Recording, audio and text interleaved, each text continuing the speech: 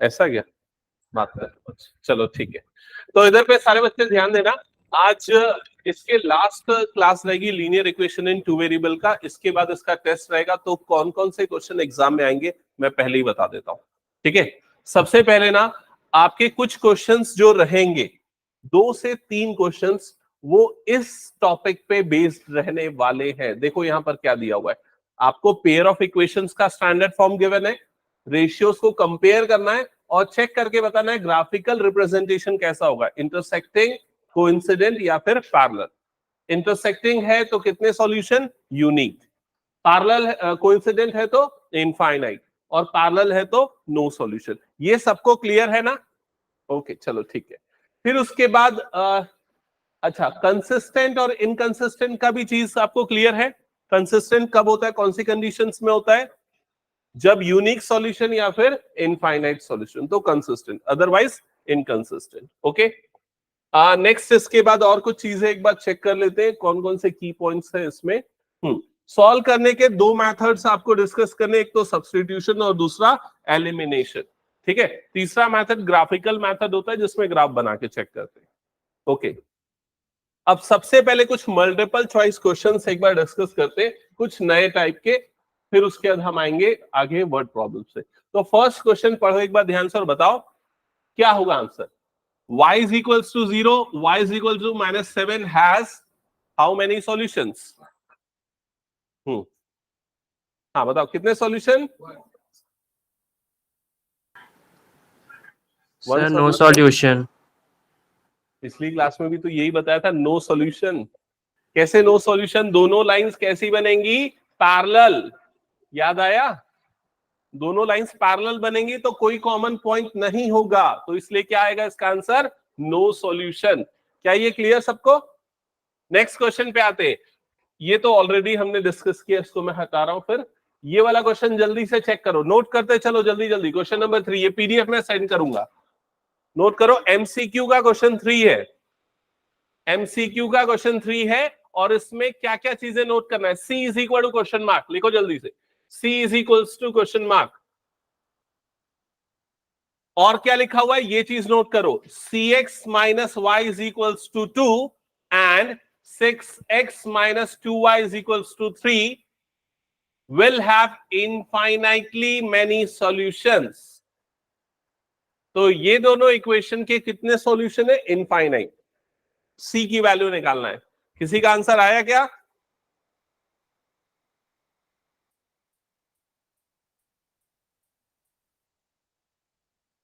Okay, तो infinite solution की condition क्या होती है, याद है सबको? सिद्धि बताओ जल्दी क्या कंडीशन है।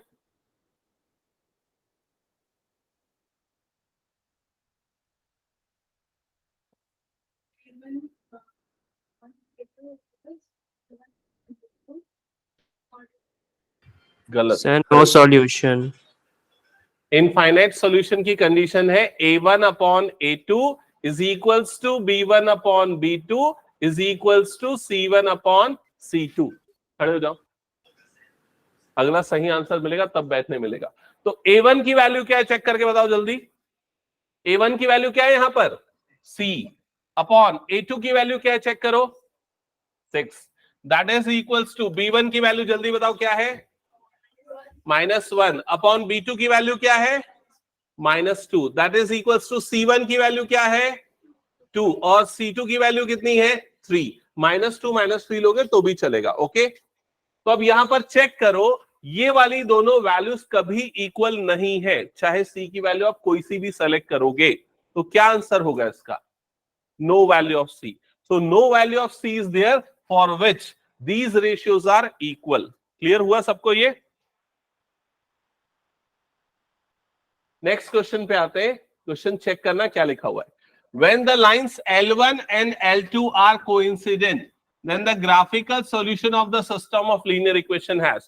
Coincident line में कितने सॉल्यूशन होते हैं सिद्धि, कितने सॉल्यूशन होते हैं कोइंसिडेंट लाइन में? अपॉर्चुनिटी दे रहा हूं बैठने के लिए, ठीक है।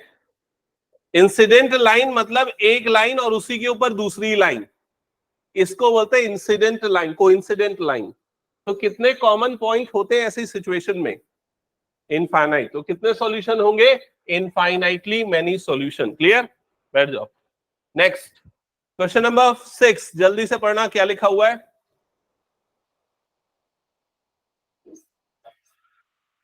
The coordinates of vertices of triangle formed between the lines and y-axis from the graph is, तो ये ग्राफ आपको दिख रहा है। इस ग्राफ में देखो लाइंस और y-axis के बीच में बनने वाला ट्रायंगल कौन सा है? क्या नाम है उस ट्रायंगल का, बताओ। ये वाली लाइन और y-axis कौन सा है? ये। तो कौन सा ट्रायंगल बन रहा है? ये बन रहा है ट्रायंगल। क्लियर। अब इस ट्रायंगल के वर्टाइसेस के कोऑर्डिनेट्स क्या क्या है? तो एक वर्टेक्स का कोऑर्डिनेट क्या है? 0 0, इसका कितना है? 0 5, और इसका कितना है? 4 2। तो कौन सा ऑप्शन करेक्ट होगा?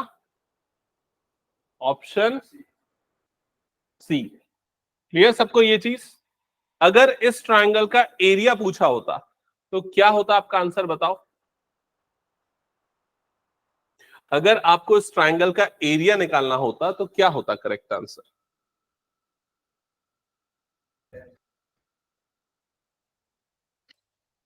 एरिया कैसे निकलता? देखो ये वाले पार्ट को हम क्या लेते हैं? उस ट्रायंगल का बेस। ये हो गया उस ट्रायंगल का बेस। तो बेस कितना यूनिट हो जाता? 5 यूनिट। और ये वाले पार्ट को लेते उसकी हाइट। तो उसकी हाइट कितनी हो जाती? यहां से यहां तक का डिस्टेंस कितना है? 4, क्योंकि इसका एक्स कोऑर्डिनेट 4 है। तो बेस और ये हो गया हाइट, और ट्रायंगल का एरिया का फॉर्मूला होता है half base into height. Clear. तो ये आ जाएगा 2 1 सा 2 2 सा, तो 5 2 सा कितना हो जाता है? ये 10। क्या ये क्लियर सबको? चलो नेक्स्ट क्वेश्चन पे आते हैं। तो नेक्स्ट क्वेश्चन सामने ध्यान देना सभी, क्या लिखा हुआ है। 5 years ago Nuri was thrice as old as Sonu। तो ये पहली लाइन का मतलब समझ में आया क्या सबको? 5 years ago Nuri was thrice as old as Sonu। तो 5 साल पहले नूरी की एज सोनू की एज की 5 टाइम्स थी। मैं सिर्फ पहली लाइन पढ़ता हूं और एक काम करता हूं, करेक्ट आंसर खोजने की कोशिश करता हूं। अगर ऑप्शन ए लेते हैं जिसमें नूरी की प्रेजेंट एज 50 है और सोनू की प्रेजेंट एज 20 है, तो 5 साल पहले नूरी की एज कितनी होगी बताओ। अगर आज उसकी एज 50 साल है तो 5 साल पहले उसकी एज कितनी साल रही होगी? 45। और सोनू की आज एज 50 है तो 5 साल पहले कितनी रही होगी? 15 ईयर्स। तो ये स्टेटमेंट क्या करेक्ट है? फर्स्ट ऑप्शन के लिए चेक करो। बोल रहा है कि 5 साल पहले नूरी की एज सोनू की एज की 3 टाइम्स थी। तो चेक करो 15 का 3 टाइम्स ये होता है क्या? यस। तो पहला ऑप्शन करेक्ट लग रहा है, लेकिन जरूरी नहीं है ये करेक्ट हो। सेकेंड ऑप्शन में चेक करते हैं, तो इसमें अगर 5 साल कम करूंगा तो ये कितना होगा? 25। और इसमें 5 साल कम करूंगा तो ये कितना हो जाएगा? 55। क्या मल्टीप्लाई करने पे 3 से ये आएगा क्या? नहीं। तो ये ऑप्शन गलत है। अगले ऑप्शन पे चेक करते हैं, बताओ क्या होगा? 5 साल कम करने पे इसमें 35, इसमें 5 साल करने पे 65। क्या ये इसका 3 टाइम्स है? नहीं। तो ये भी ऑप्शन गलत हो गया। लास्ट वाले ऑप्शन को चेक करो, इसमें 5 साल कम करूंगा तो क्या हो जाएगा? 5। इसमें 5 साल कम करूंगा तो कितना हो जाएगा? 35। क्या अभी भी फर्स्ट कंडीशन वैलिड है? नहीं। तो कौन सा ऑप्शन करेक्ट होगा? ऑप्शन ए। मैंने पूरा क्वेश्चन पढ़ा भी नहीं, सिर्फ ऑप्शन को देख के निकाल लिया। समझ गए?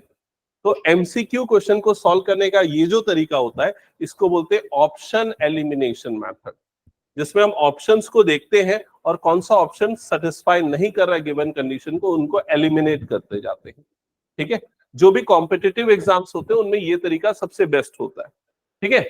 बाकी अगर आपको और वेरीफाई करना आप सही हो कि नहीं, तो सेकेंड कंडीशन भी पढ़ लेते। क्या लिखा है? 10 years later Noori will be twice as old as Sonu. तो 10 साल बाद, तो अगर आज उसकी एज 50 है तो 10 साल बाद नूरी की एज 60 होगी, और सोनू की एज 10 साल बाद 30 हो जाएगी। तो देख लो ये डबल है उसका। यस करेक्ट है। क्लियर सबको ये चीज? ओके। नेक्स्ट क्वेश्चन पे मूव करते हैं। तो क्वेश्चन नंबर 8 आपको देख रहा है, एक बार पढ़ो और बताओ अच्छे से सोच समझ के क्या आंसर हो। 8 9 10 तीनों सॉल्व करना है, फटाफट करो।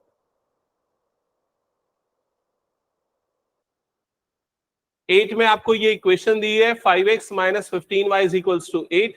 3x minus 9y is equals to 24/5 और बोल रहा है कि सॉल्यूशंस कितने होंगे। तो a1 बाय a2 की वैल्यू कितनी हो जाएगी यहाँ पर 5/3, b1 बाय b2 की वैल्यू कितनी होगी -15/-9, उसको भी काटने पे आपको 5/3 ही मिलेगा।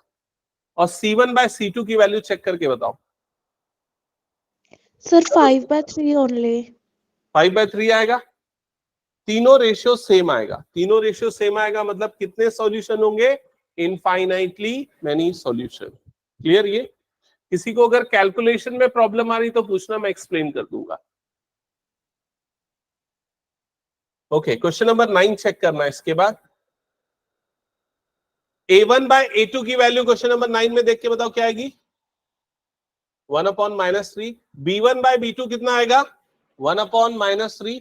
c1 बाय c2 कितना आ जाएगा 5/1, मतलब वो नॉट इक्वल हो गया।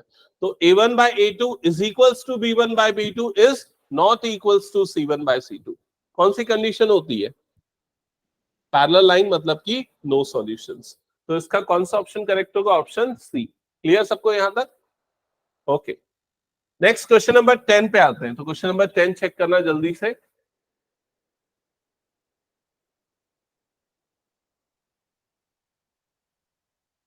क्वेश्चन नंबर 10 में लिखा है the sum of the digits of a 2 digit number is 9। तो ये पहली वाली लाइन सबको समझ में आई ना, क्या लिखा है इसने? तो एक 2 डिजिट नंबर है, उसके डिजिट का सम है 9। तो कौन सा ऑप्शन में डिजिट का सम 9 नहीं आ रहा है? ऑप्शन डी में नहीं आ रहा है, क्योंकि डिजिट का सम यहां पर कितना आ रहा है 7। ऑप्शन डी तो होगा भी नहीं। फिर लिखा है if 27 is added to the digits of the number get reversed, the number is, sorry मैं ठीक से पढ़ता हूं फिर से, if 27 is added to it the digits of the number gets reversed। मतलब अगर उस नंबर में 27 ऐड कर देंगे तो उसके डिजिट्स रिवर्स हो जाएंगे। तो अगर मैं पहला नंबर लेता हूं 36, अगर इसमें मैं 27 ऐड करता हूं तो एडिशन पे क्या बनेगा बताओ? 6 + 7 कितना हो गया 13 का 3 आ गया 1 और ये कितना हो गया 6। तो देखो 36 वो नंबर है जिसमें अगर 27 ऐड किया जाए तो डिजिट्स के बराबर हो जा रहे हैं रिवर्स्ड, और दोनों के डिजिट का सम भी कितना आ रहा है 9। तो कौन सा ऑप्शन करेक्ट होगा? Option A. दैट्स, समझ गए ना सभी ये? तो अगर वर्ड प्रॉब्लम एमसीक्यू में पूछा जाता है तो इक्वेशन बना के नहीं सॉल्व करना, ऑप्शंस को देख के सॉल्व करना। ओके, हटा दो इसको मैं। चलो, और कुछ मल्टीपल चॉइस क्वेश्चंस आपको यहां पर दिखेंगे, एक बार देख लो इसको। अच्छा, इसमें नहीं है क्या? अगले वाले पेज में होंगे, अगले पेज में। तो ये सामने आपको जो कुछ क्वेश्चंस दिख रहे हैं इसको सॉल्व करते चलो फटाफट। मैं अब आप लोगों को चेक करता हूं। मैं आपको 5 से 10 मिनट का टाइम दे रहा हूं, ठीक है, ये सारे क्वेश्चन सॉल्व करने के लिए। 1 to 8, 1 to 8 फटाफट।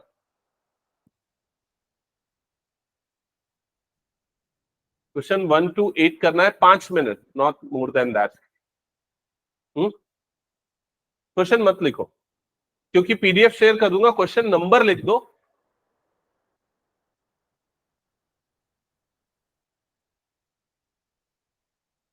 Sum of two numbers is 50 and their difference is 10. Then the numbers are, अरे कॉमन सेंस लगाओ, दो नंबर जिनका एडिशन 50 डिफरेंस 10, कौन सा ऑप्शन करेक्ट होगा? Option A correct. तो फर्स्ट का ऑप्शन ए करेक्ट होगा। सेकंड देखो जल्दी से, sum of a 2 digit number is, the sum of the digits of 2 digit number is 12. Clear? The number obtained by interchanging its digit exceeds the given number by 18, then the number is। Question समझ में आया? तो वो जो 2 digit number है उसके digit का सम आना चाहिए 12। तो ऑप्शन ए तो गलत होगा क्योंकि यहां सम कितना आ रहा है 9। ऑप्शन बी और ऑप्शन सी दोनों में डिजिट्स का सम 12 आ रहा है। तो कौन सा ऑप्शन सेलेक्ट करेंगे बताओ?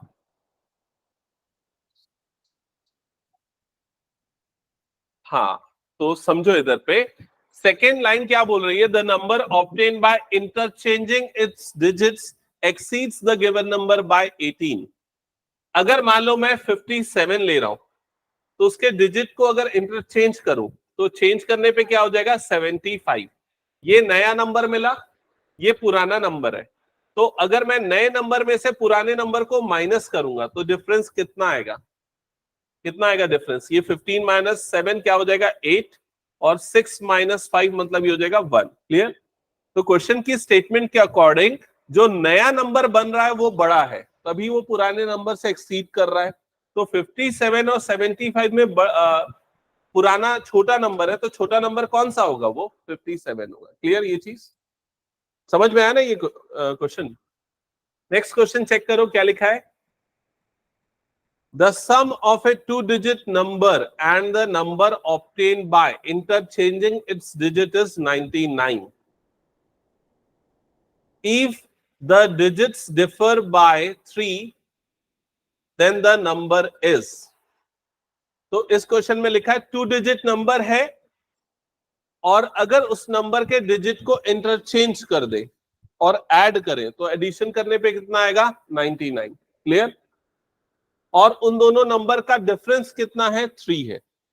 तो ऑप्शन 1 में अगर मैं देखता हूं पहला नंबर 36 है, उसके अगर डिजिट्स को इंटरचेंज करूंगा तो नंबर क्या बनेगा 63 और दोनों का एडिशन कितना आएगा 99। क्या ये समझ में आया? तो ये कंडीशन सेटिस्फाई कर रहा है। दोनों का डिफरेंस कितना है, डिजिट का डिफरेंस 6 और 3 कितना आ रहा है 3, तो इसलिए करेक्ट आंसर होगा ऑप्शन ए। क्या ये समझ गए सभी? अच्छा ये वाला क्वेश्चन था क्या? ओके, क्वेश्चन नंबर 4 ट्राई करो। 7 times a two-digit number is equals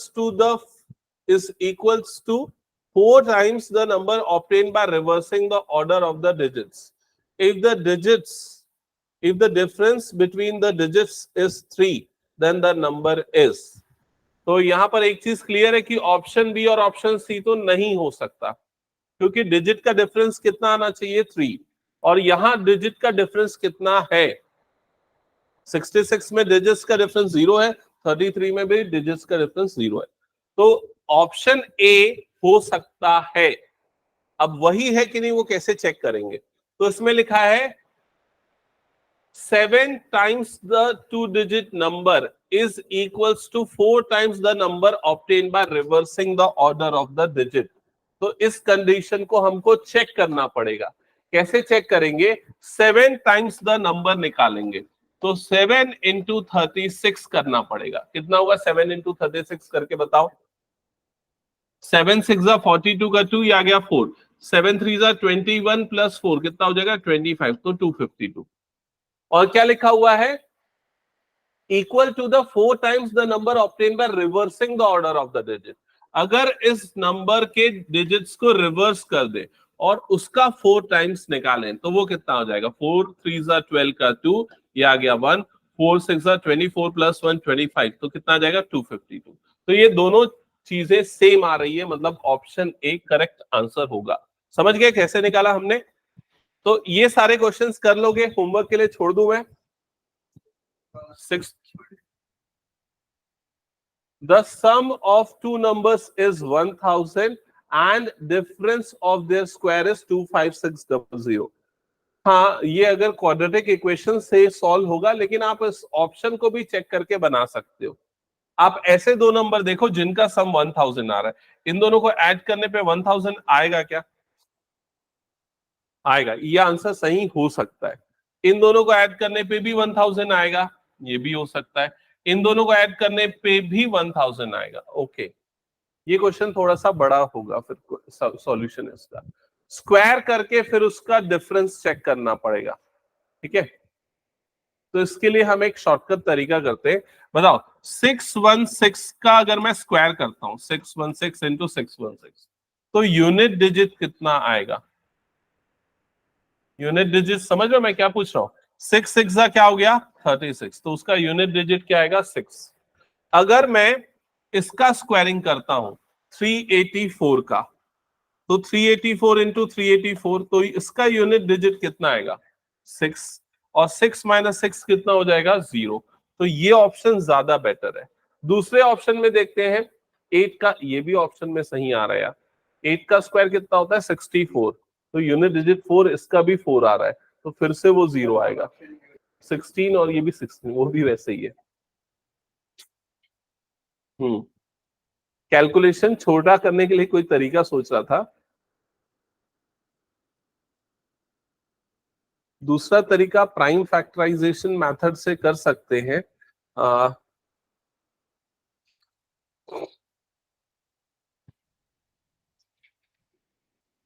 okay, एक और तरीका समझो, यहां पर बेटर तरीका मिला। देखो, अकॉर्डिंग टू क्वेश्चन दोनों के स्क्वायर का जो डिफरेंस है वो कितना आना चाहिए 256 कितना 0 डबल 0, ये आना चाहिए।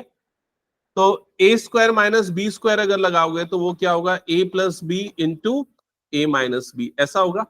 तो ये वाला अप्लाई करके चेक करो, इन दोनों का एडिशन करने पे कितना आ जाएगा 1000, है ना, सब पे आ रहा है 1000।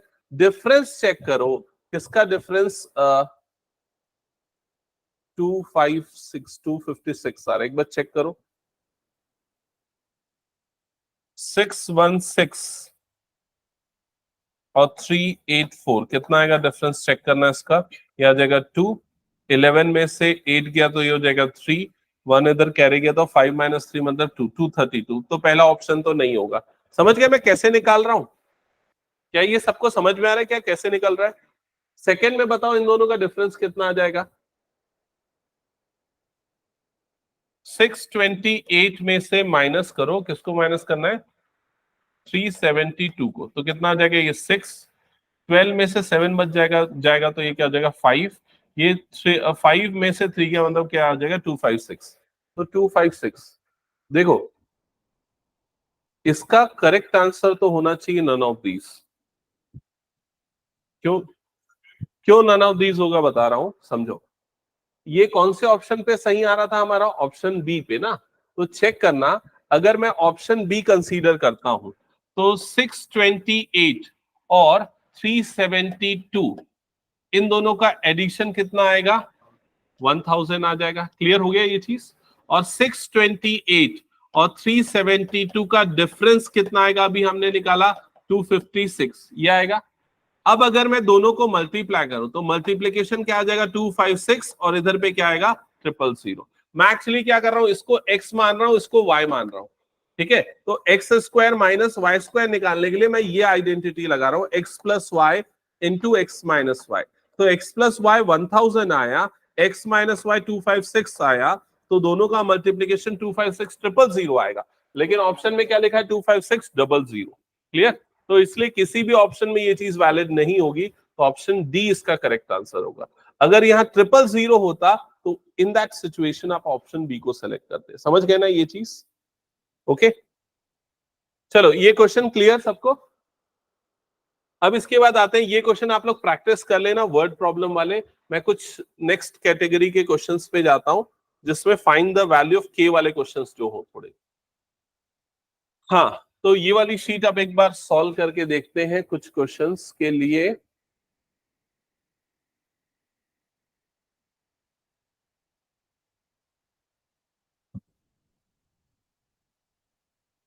कुछ सेलेक्टेड क्वेश्चन बता रहा हूं, उनको सॉल्व करो, ठीक है।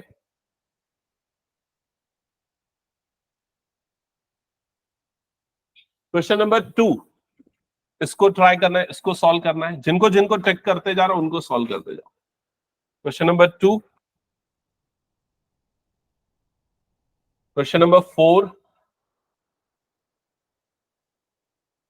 5, 6, 7। क्वेश्चन नंबर 4 में लिखा है x प्लस वाई 14 है, x माइनस वाई 4 है, x और y की वैल्यू निकालना है। सॉल्व करने की कोई जरूरत नहीं, ऑप्शन में चेक कर लो कहां पर एडिशन 14 और डिफरेंस 4 आ रहा है। ऑप्शन ए, ऑप्शन ए में दोनों को ऐड करने पे 14 और दोनों का डिफरेंस 4, तो ऑप्शन ए इसका करेक्ट आंसर होगा। क्या ये सबको क्लियर? ठीक है, क्वेश्चन नंबर 4 चेक करना। क्वेश्चन नंबर 4 में लिखा है the value of k for which this equation has unique solution. तो यूनिक सॉल्यूशन की क्या कंडीशन होती है Siddhi? Ajila, unique solution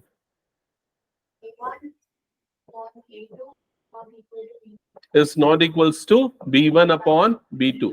revise करके आओ सभी ना, ठीक है। तो a1 अपॉन a2, तो बताओ a1 की जगह पे क्या आएगा? त्रिशा सारी वैल्यू बताओ, a1 a2 b1 b2 जल्दी। हाँ, हम्म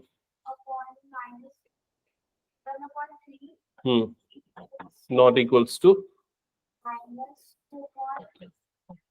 -2 अपॉन k। करेक्ट सबको? क्रॉस मल्टीप्लाई करेंगे तो k is not equals to कितना आ जाएगा? -6। तो कौन से ऑप्शन में गिवन है ये? Option B. तो ये करेक्ट आंसर होगा। समझ गए ना सभी? Next question number 5। Sumukh, answer बताना 5 का क्या होगा? If a pair of equation is inconsistent, then the lines will be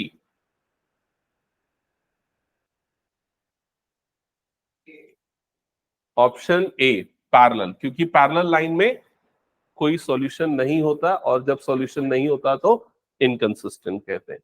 question number 6 Anvesha, क्या लिखा है? The value of k for which the equation this and this has infinitely many solution. तो मेरा पहला क्वेश्चन है, इनफाइनाइटली मेनी सॉल्यूशन की condition क्या होती है? हाँ,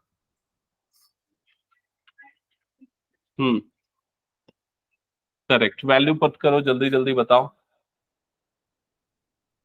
गलत, 2/4। एक्स को नहीं लेते, उसके कोफिशिएंट को लेते। Is equals to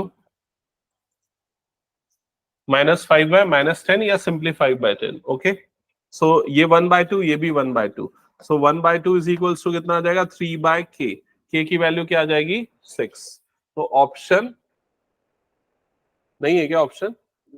option D, none of these. Okay, तो ये सब समझ गए ना कैसे बनेंगे के वाले क्वेश्चंस?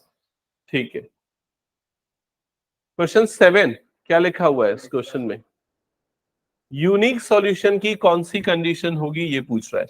यूनिक सॉल्यूशन की कंडीशन हमने अभी देखी क्या होती है? a1/a2 is not equals to b1/b2। तो a1 की जगह पे क्या आएगा? k। a2 की जगह पे क्या आ जाएगा? 6। Not equals to c1/c2। तो c1 की वैल्यू -1 और c2 की वैल्यू क्या है? -2। तो माइनस माइनस कट जाएगा, ये 6 उधर जाएगा, तो k नॉट इक्वल्स टू 6/2। 6/2 मतलब कितना आ जाएगा? 3। तो k not equals to 3। Option ही नहीं है क्या इसमें? तो कुछ प्रिंटिंग एरर होगा मे बी इसमें।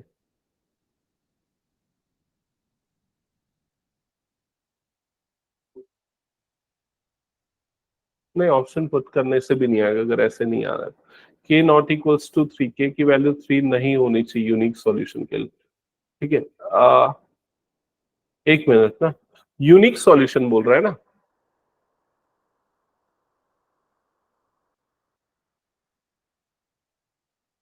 k की वैल्यू -3 डालने पे बताओ तो क्या यूनिक सॉल्यूशन मिलेगा क्या? मल्टीपल आंसर्स करेक्ट आ रहा है इसमें। ये ऑप्शन, ये क्वेश्चन में कुछ प्रिंटिंग एरर होगा, छोड़ दो उसको। ठीक है, ठीक है, ये सारे क्वेश्चंस ट्राई करना। समझ गए ना? तो मैं जो आप लोगों को क्वेश्चन दूंगा, हाँ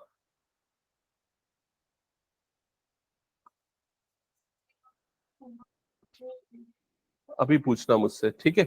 तो मैं 5 मल्टीपल चॉइस क्वेश्चंस दूंगा जो इसी टाइप के होंगे, पैरेलल या कोइंसिडेंट या फिर और जो 2-3 टाइप है। ठीक है, और फाइंड द वैल्यू ऑफ के वाले, उसको प्रैक्टिस कर लेना टेस्ट में। हाँ, ये मैं टेस्ट के हिसाब से ही प्रिपेयर करा रहा हूँ तुम लोगों को। ठीक है, फिर कुछ क्वेश्चंस मैं ऐसे वाले दूंगा जिसमें आपको सिंपली इक्वेशंस को सॉल्व करना होगा। ये वाले क्वेश्चंस में प्रॉब्लम तो नहीं है?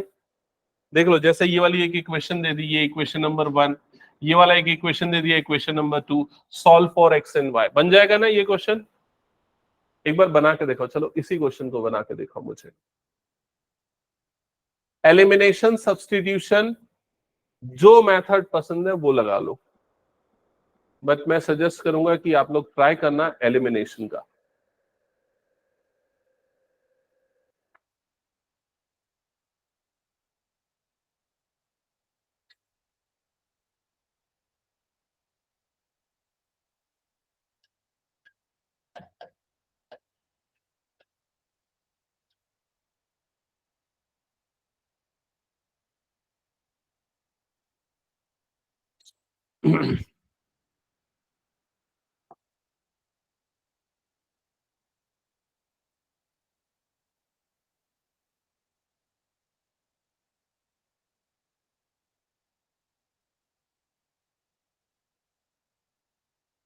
x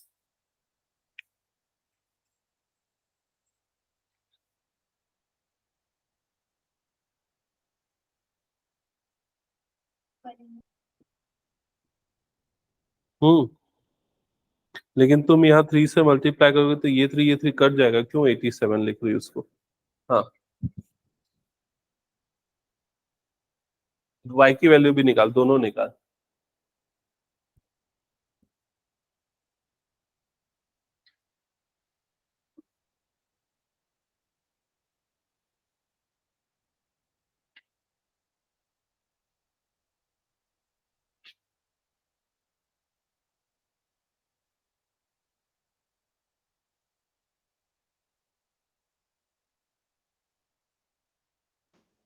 Sir, x 3 by 2 and y minus 2 by 3.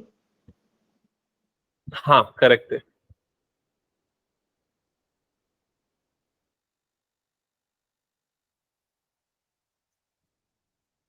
और किसी का नहीं बना?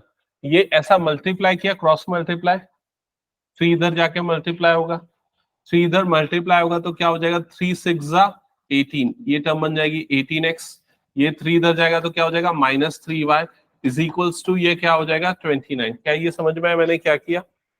अब ये दोनों इक्वेशन को सिंप्लीफाई करो, this equation, this consider this as equation 1 and this as equation 2। अब सिंपली हम यहाँ पर y को एलिमिनेट कर सकते हैं क्योंकि y के कोफिशिएंट सेम है। तो क्या करेंगे, सब्सट्रैक्ट करेंगे, क्योंकि साइन सेम होता है तो सब्सट्रैक्ट किया जाता है। तो इक्वेशन 2 माइनस इक्वेशन 1, ठीक है। तो इक्वेशन 2 में ये आ जाएगा 18x minus 3y is equals to 29, और ये हो जाएगा 4x minus 3y is equals to 8।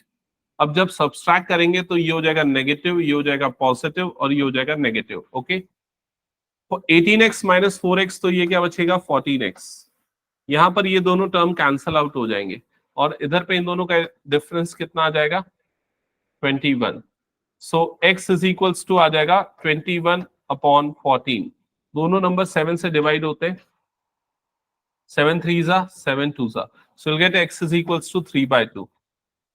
x की वैल्यू 3/2 जो आई है, उस x की वैल्यू को पुट करो, कहां पर पुट करोगे, इक्वेशन नंबर 1 में। तो 4 इंटू ये आ जाएगा 3/2 minus 3y is equals to 9। समझ गए? तो ये 2 1 सा 2 2 सा इज इक्वल्स टू 8 है, सॉरी, इज इक्वल्स टू 8। तो ये हो जाएगा 2 3 सा 6, 6 minus 3y is equals to 8। फिर उसके 3y को इधर भेजो, 8 को इधर भेजो, तो 6 minus 8 is equals to 3y। So -2 is equals to 3y and you will get y is equals to -2/3। मेरी हेल्प के बिना कितने बच्चों ने बना लिया? बस, ये तो इतना सिंपल क्वेश्चन दिया था मैंने ऑनलाइन में। अच्छा, धैर्य ने बनाया, पलक ने बनाया, ओके सर बन रहा है, थोड़ा धीरे धीरे कर रहा हूँ मैं। ओके ठीक है। तो समझ गए ना, ये बनना चाहिए सबसे, ये सबसे इजी क्वेश्चंस में से एक है। और प्रैक्टिस करवाऊं क्या एक आध दो क्वेश्चन की? चलो एक आध क्वेश्चन और रैंडमली सेलेक्ट करके देता हूँ, सॉल्व करके दिखाओ। ये वाला क्वेश्चन दे रहा हूँ, सॉल्व करो इन दोनों इक्वेशन को।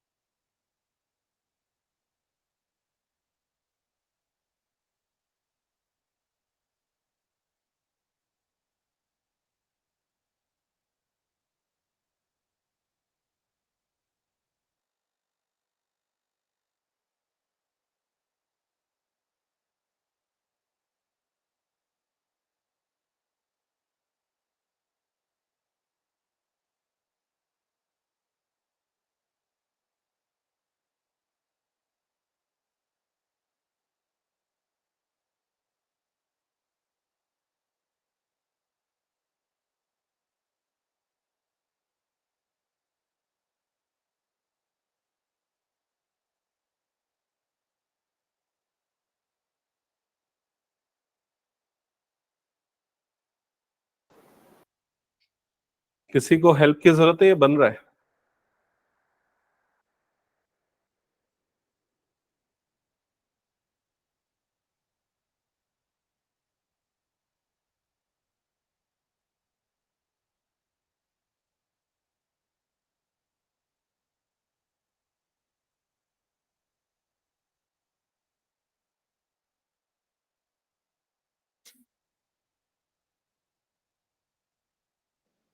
Sir, y is equals to minus 6 by 5 and x is equal to minus 11 by 5. +6/5 है। चलो चेक करते हैं। ओके,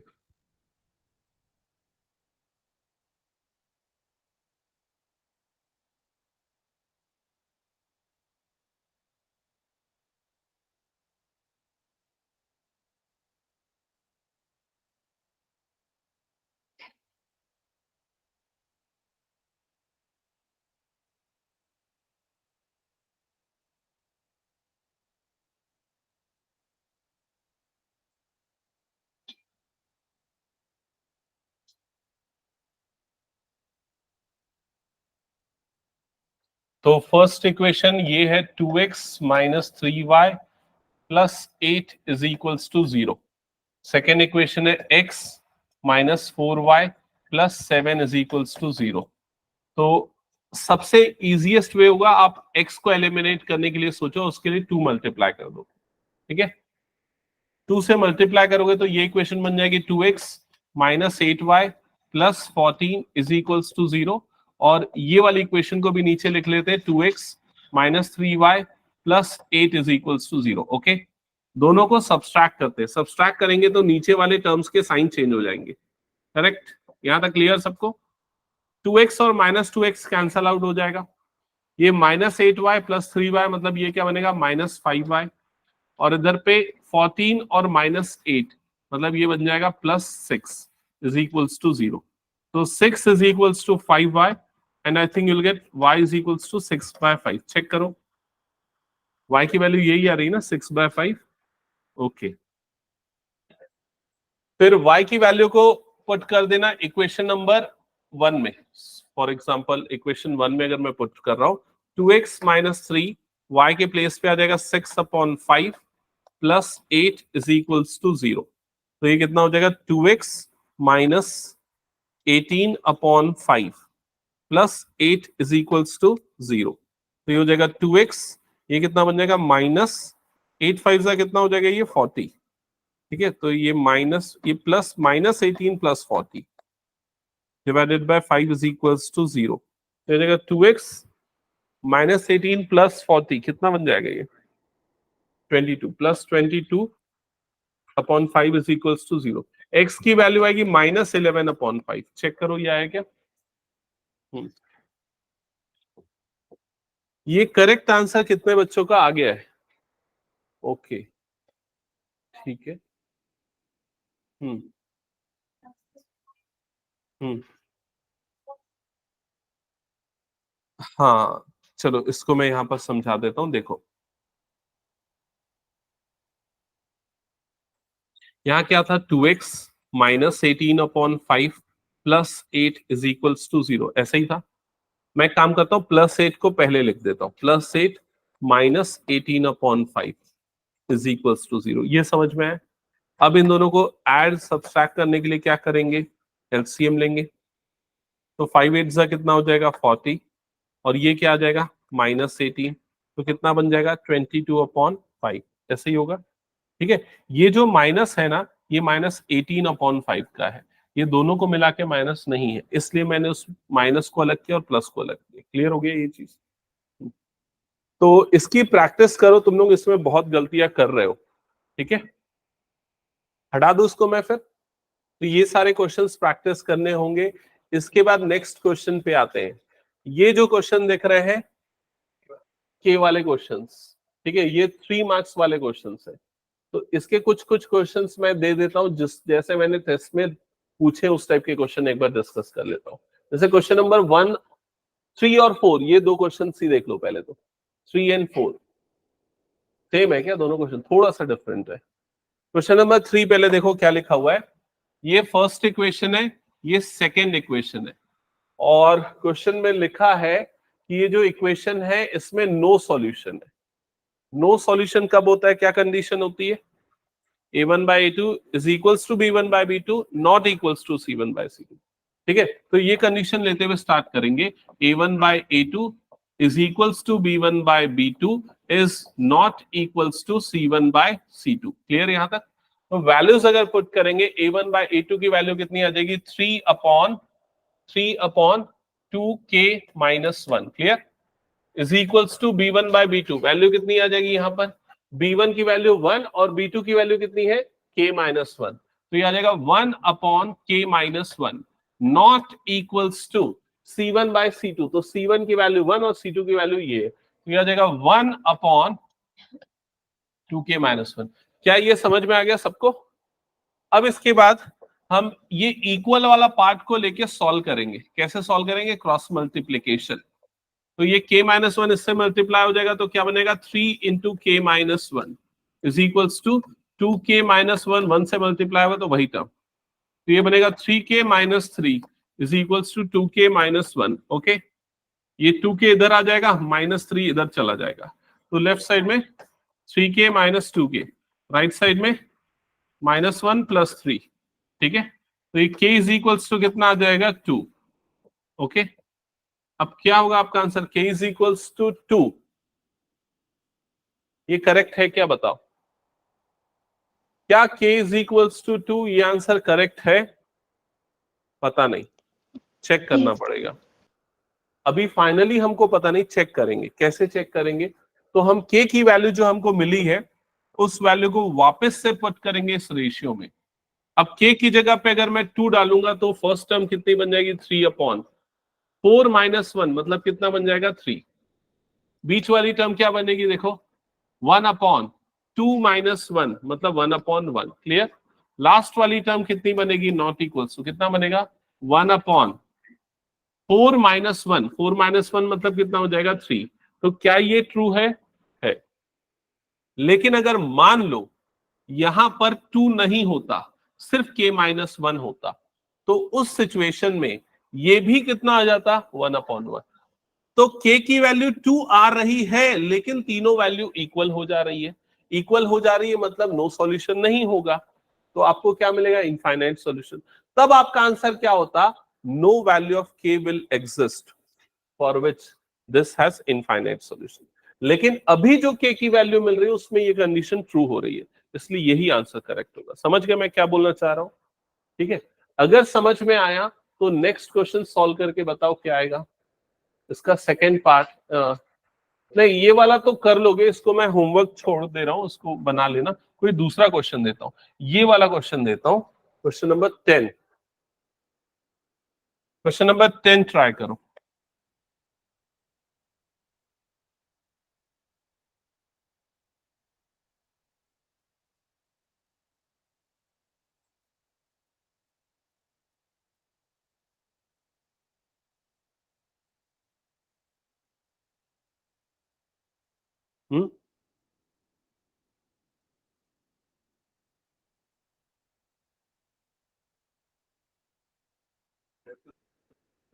किसका? कंडीशन सबका सेम है, ऊपर में हेडिंग लिखा है नो सॉल्यूशन, तो सभी का नो सॉल्यूशन है।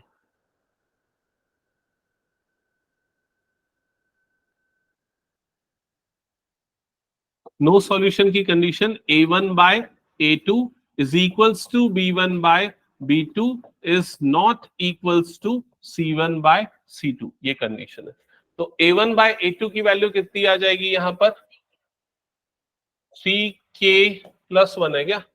3k plus 1 upon k square plus 1 a1 by a2 is equals to b1 by b2 की value 3 upon k minus 2, 3 upon k minus 2 not equals to c1 by c2। तो c1 और c2 की value -2 upon -5।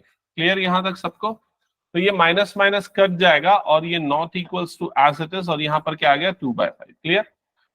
अब simply इनको cross multiply कर दो जो equal वाले पार्ट है, तो लेफ्ट साइड में क्या आ जाएगा? यहाँ पर 3k plus 1 3k plus 1 into k minus 2।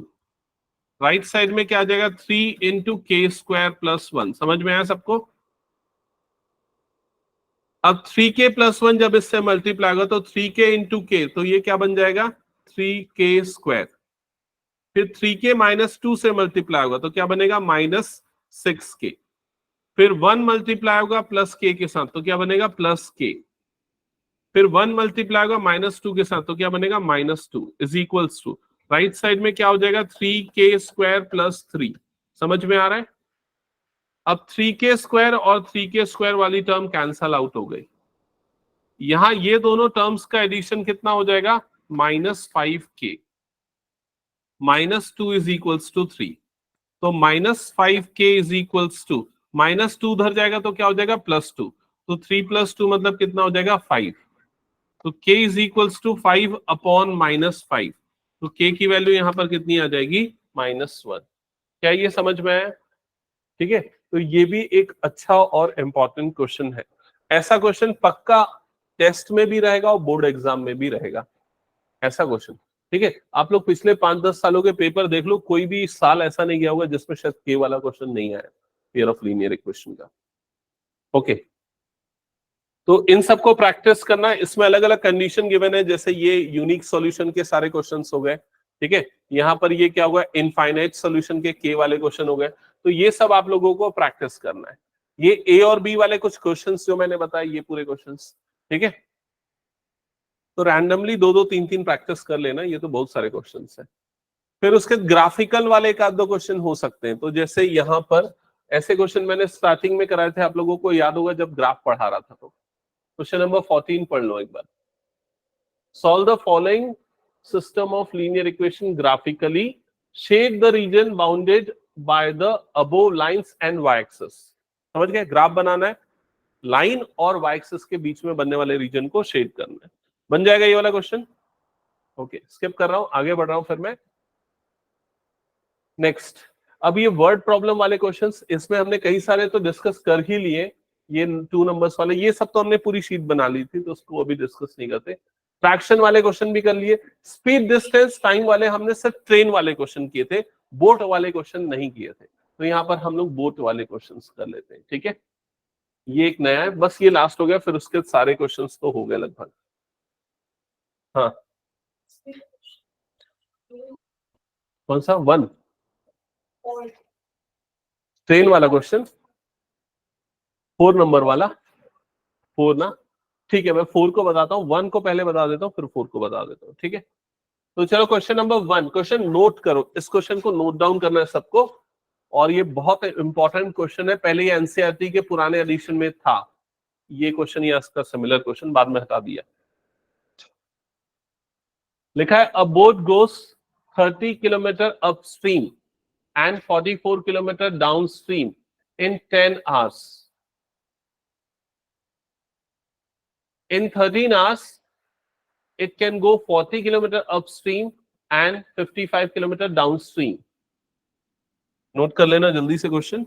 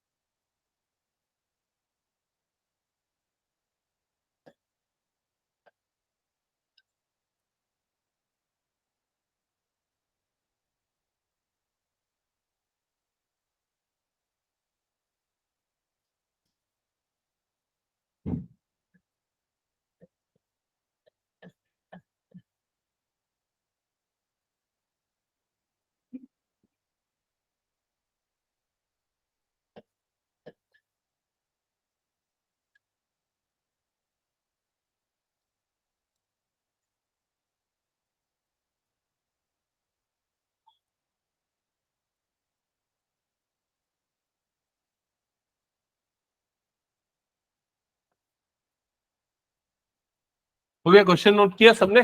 Okay, अब मैं पहले अपस्ट्रीम और डाउनस्ट्रीम को एक बार समझा देता हूं क्या होता है।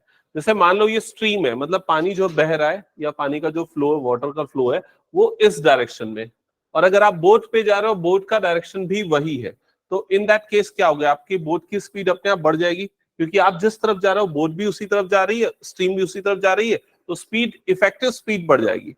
लेकिन अगर स्ट्रीम, पानी का बहाव इस तरफ है और बोट इस डायरेक्शन में जा रही है, तो स्ट्रीम उसको रेजिस्ट करेगी और आपकी बोट की इफेक्टिव स्पीड कम हो जाएगी। समझ में आई ये चीज? तो इस सिचुएशन को जब दोनों का डायरेक्शन सेम होता है, इसे डाउन स्ट्रीम कहा जाता है। ठीक है, डाउन मतलब जैसे आप हिल से नीचे उतरते हो, डाउन डायरेक्शन में जाते हो, तो स्पीड अपने आप बढ़ जाती है, that is called down stream. और जब अपोजिट होता है तो उसको कहा जाता है अपस्ट्रीम। तो समझ में आ गया अपस्ट्रीम डाउनस्ट्रीम क्या है? अब अगर मैं मान लूं कि बोट की speed x kilometre per our है और स्ट्रीम की speed y kilometre per our है, तो इफेक्टिव स्पीड दोनों सेम डायरेक्शन में, इसलिए बढ़ के कितना हो जाएगा, x प्लस वाई। और अगर बोट x है, स्ट्रीम y है, तो स्पीड कम हो जाएगी, और कितनी कम होगी, x माइनस वाई। समझ गए ना ये चीज? तो यहां x और y मैंने किसको लिया, ये समझ में आ गया। अब क्वेश्चन का फर्स्ट स्टेटमेंट बोलता है कि जो बोट है वो 30 किलोमीटर अपस्ट्रीम और 44 किलोमीटर डाउनस्ट्रीम ट्रैवल कर रही है 10 घंटे में। तो पहली सिचुएशन को बस दिमाग में रखो कि उसने टोटल कितने टाइम ट्रैवल किया, 10 घंटे। उसमें इतना उसने अपस्ट्रीम ट्रैवल किया, इतना उसने डाउनस्ट्रीम ट्रैवल किया। क्लियर ये चीज? दूसरी लाइन को दिमाग में रखो, इन 13 hours it can go 40 kilometre upstream and 55 kilometre downstream, और 13 घंटे में इतना अपस्ट्रीम इतना डाउनस्ट्रीम ट्रैवल किया। Determine the speed of the stream and that of the boat in still water. तो यहां क्या फाइंड आउट करना है, स्ट्रीम की स्पीड और बोट की स्पीड इन स्टिल वाटर। तो सबसे पहले आप लिखोगे let the speed of boat, let the speed of boat in still water is x kilometer per hour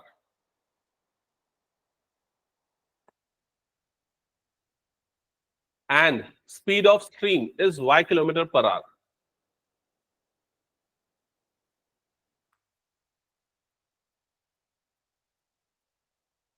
हो गया, लिख लिया? तो बोट की स्पीड और स्ट्रीम की स्पीड आपने x और y अज्यूम कर ली। ठीक है, अब आप लिखो डाउन स्ट्रीम की जो स्पीड होगी, down stream speed will be, तो यहां पर मैंने ऑलरेडी मेंशन कर दिया था, डाउनस्ट्रीम की स्पीड, दोनों की स्पीड ऐड हो जाएगी, तो ये कितना बन जाएगा, x plus y kilometre per hour. क्या ये क्लियर? और अपस्ट्रीम की स्पीड कितनी हो जाएगी, x minus y kilometre per hour. Clear सबको यहां तक? ओके। अब ध्यान से समझना, जब भी आपका पेयर ऑफ लीनियर इक्वेशन का क्वेश्चन होगा ना, तो आपको दो सिचुएशन दी होगी और दो अननोन दिए होंगे। दो अननोन कौन से, वो तो हम समझ गए। दो सिचुएशन क्या है, पहली सिचुएशन में उसका टोटल ट्रैवल टाइम कितना है, 10 घंटे। क्लियर? तो टाइम की इक्वेशन बनानी है, इससे हमको समझ में आ गया। और टाइम इज इक्वल्स टू क्या होता है, डिस्टेंस अपॉन स्पीड, ये होता है टाइम।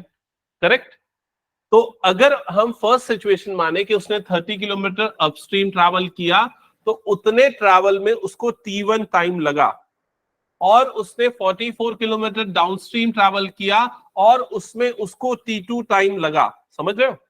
तो दोनों को मिला के टोटल टाइम उसको कितना लगा, 10 आवर्स का। तो फर्स्ट इक्वेशन क्या बनेगी, T1 plus T2 is equals to 10। क्या ये समझ में आ रहा है? अब टाइम क्या है उसको बाद में डिस्कस करेंगे। सेकेंड सिचुएशन में बताओ क्या बनेगा, उसने 40 किलोमीटर जो है वो अपस्ट्रीम ट्रैवल किया, 55 किलोमीटर डाउनस्ट्रीम ट्रैवल किया, कितने घंटे में, 13 आवर्स में। तो सेकेंड सिचुएशन में दोनों टाइम का जो एडिशन है वो कितना आ रहा है, 13 आवर्स। क्या ये क्लियर हुआ सबको? ओके। अब ध्यान से समझना, यहां पर टाइम इज इक्वल्स टू होता है डिस्टेंस अपॉन स्पीड। तो जो T1, हम फर्स्ट इक्वेशन में जो T1 ले रहे हैं, वो टाइम कैसे निकलेगा, वो निकलेगा अपस्ट्रीम का उसका कितना डिस्टेंस था, तो अपस्ट्रीम का उसका कितना डिस्टेंस था, 30, अपॉन अपस्ट्रीम में ट्रैवल करते समय उसकी स्पीड कितनी थी, तो अपस्ट्रीम की स्पीड कितनी थी, x माइनस वाई। तो ये आ जाएगा 30 अपॉन x माइनस वाई। ये T1 है, मतलब ये वाला ट्रैवल टाइम है। क्या ये सबको समझ में आया? प्लस अब बताओ सेकेंड, इसका ट्रैवल टाइम कितना होगा बताओ डाउनस्ट्रीम का? 44 अपॉन एक्स प्लस वाई। क्या ये सबको समझ में आया? बताओ मुझे क्लियरली। इज इक्वल्स टू कितना बन जाएगा? 10। क्लियर है? ये सबसे टफ लगता है इनफैक्ट बच्चों को, अपस्ट्रीम डाउनस्ट्रीम वाले क्वेश्चंस। सेकेंड इक्वेशन क्या बनेगा? 40 किलोमीटर किस में ट्रैवल कर रहा है वो? अपस्ट्रीम में। तो ये 40 किलोमीटर डिस्टेंस अपॉन स्पीड कितना है अपस्ट्रीम में? x minus y. तो 40 upon x minus y plus 55 kilometre downstream है, तो टाइम कैसे कैलकुलेट होगा? Distance upon speed. तो डाउनस्ट्रीम की स्पीड कितनी है? x plus Y is equals to कितना आ गया यहां पर? 13। क्या ये समझ में आया सबको? ठीक है, तो ये बनी आपकी इक्वेशन 1 और ये बनी आपकी इक्वेशन 2। इक्वेशन 1 और इक्वेशन 2 को सॉल्व करके एक्स और वाई निकालना है, लेकिन अभी ये लीनियर इक्वेशन नहीं है। ये लीनियर इक्वेशन नहीं है, इसे लीनियर इक्वेशन बनाना पड़ेगा। तो कैसे बनाएंगे लीनियर इक्वेशन? यहां पर मैं पिछली क्लास में इस टाइप के क्वेश्चन से याद करवाया था, अगर आप लोगों को याद होगा तो। आप क्या करो, यहां पर सब्स्टिट्यूट कर दो 1 अपॉन एक्स माइनस वाई को ले लो a और 1 अपॉन एक्स प्लस वाई को ले लो b। समझ में आया क्या किया हमने? अगर मैं 1 अपॉन एक्स माइनस वाई को a लूंगा तो ये फर्स्ट वाला टर्म कितना बन जाएगा बताओ जल्दी? 30a। यही बनेगा क्योंकि 1 upon x minus y a से रिप्लेस हो गया। सेकेंड वाला टर्म क्या बनेगा बताओ? Plus 44b is equals to कितना हो जाएगा? 10। क्या ये क्लियर? सिमिलर वे में इक्वेशन 2 की वैल्यू क्या बन जाएगी बताना? 40a plus 55b is equals to कितना हो जाएगा? 13। क्या ये क्लियर? अब इन दोनों इक्वेशन को इक्वेशन 3 और 4 नाम दे देते हैं।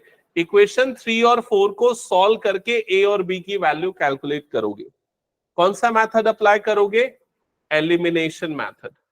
ठीक है, तो इसके लिए मैं ही आपको सजेस्ट करता हूं क्या करो, इक्वेशन 3 को मल्टीप्लाई करो 4 से और इक्वेशन 4 को मल्टीप्लाई करो 3 से। 4 से मल्टीप्लाई करने पे इक्वेशन 3 कितना बन जाएगा? 120a प्लस जो भी बनेगा एंड सो ऑन। कर लोगे सॉल्व? आगे सॉल्व करो, a और b निकाल के अभी बताओ मुझे।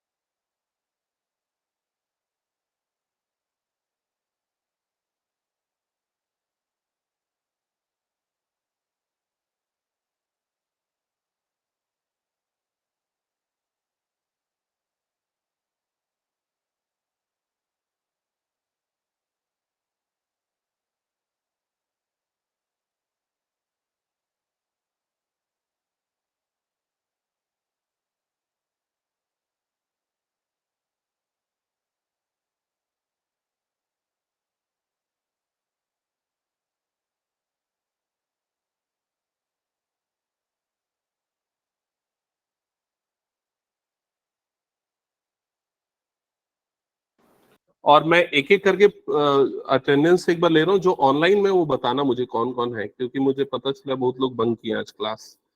ठीक है, जीत तो प्रेजेंट है इधर पे। अक्षांश है क्या? नहीं है। वैभवी अब्सेंट। श्रेया प्रेजेंट है। सिद्धि प्रेजेंट है। धैर्य धैर्य अब्सेंट है, ऑनलाइन है। ओके। शौर्य शर्मा अब्सेंट है। वसुधा प्रेजेंट है। शिवानी प्रेजेंट है। रुद्राक्ष अब्सेंट है। श्रेष्ठ अब्सेंट है। लक्ष्य Yes, sir. ऑनलाइन प्रेजेंट है। अक्षर तो ये अभिनव Sharma Sir, present. Sir, Priyanshi तनय ऑनलाइन। ठीक है। श्री प्रेजेंट है क्या? नहीं है ना। अजीला प्रेजेंट है। समृद्धि sir, अब्सेंट है। देवेश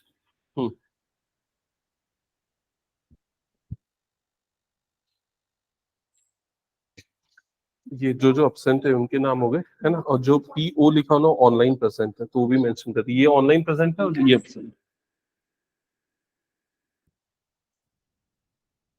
ओके, सॉल्व किया? क्या आ रहा है बताओ इक्वेशन? 4 से मल्टीप्लाई करने पे ये इक्वेशन कितनी बनी? 4 4 जा 16 का 6 आ गया 176B इज इक्वल्स टू 40। यही बना क्या? 120A प्लस ये कितना आ जा रहा है 165B इज इक्वल्स टू 13 3 जा 39। ये आया क्या? चेक करो। फिर सब्सट्रैक्ट करोगे तो ये दोनों इक्वेशंस कैंसल आउट हो जाएंगे। इन दोनों का डिफरेंस कितना आ जाएगा? 11B is equals to 1। Will get B is equals to 1/11। Check करो ये आया क्या? B की वैल्यू 1/11 आई सबकी। फिर B की वैल्यू को उठा के पुट कर दो किसी भी एक इक्वेशन में। मान लो इक्वेशन नंबर 3 में डाल रहा हूं तो ये हो जाएगा 30A plus 44 into 1/11 is equals to 10। तो 11 1 जा 11 4 जा तो 30A इज इक्वल्स टू कितना आ जाएगा? 6। तो A की वैल्यू आ जाएगी 6/30। You will get A is equals to 1/5। Check करो A की वैल्यू 1/5 आई क्या? A की वैल्यू 1/5 आ गई, B की वैल्यू 1/11 आ गई। ये आंसर नहीं है। आंसर निकालने के लिए A और B को यहां पर रखेंगे तो 1/x minus y is equals to A की वैल्यू कितनी आई थी हमारे पास? 1/5। तो ये हो गया 1/5। समझ गए ना? रेसिप्रोकल करोगे तो x माइनस वाई हो जाएगा, इसका रेसिप्रोकल क्या आ जाएगा? 5। ये एक और इक्वेशन बनी। वैसे ही B की जगह 1/11 रखोगे तो 1/x plus Y is equals to कितना हो जाएगा? 1/11। रेसिप्रोकल करने पे x plus Y is equals to कितना मिल जाएगा? 11। ये दूसरी इक्वेशन मिली। अब फिर से इन दोनों को सॉल्व करो। इनको सॉल्व करना तो आसान है। सॉल्व करोगे तो क्या मिलेगा? x और y। तो x की वैल्यू कितनी आएगी? दोनों को ऐड कर दो। x की वैल्यू 8 और y की वैल्यू कितनी आ जाएगी? 3। तो स्पीड की स्पीड है, सॉरी किसकी? बोट की स्पीड है 8 किलोमीटर पर आवर और स्ट्रीम की स्पीड है 3 किलोमीटर पर आवर। समझ गए? ये 4 5 नंबर, 5 नंबर में भी आ सकता है, 4 नंबर में केस स्टडी में भी बन सकता है। ठीक है, तो ये समझ गए ना क्या कैसा बनेगा ये क्वेश्चन?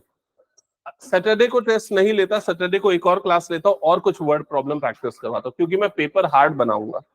ठीक है, इसलिए जितना डाउट है पूछना है पूछ लो सैटरडे तक।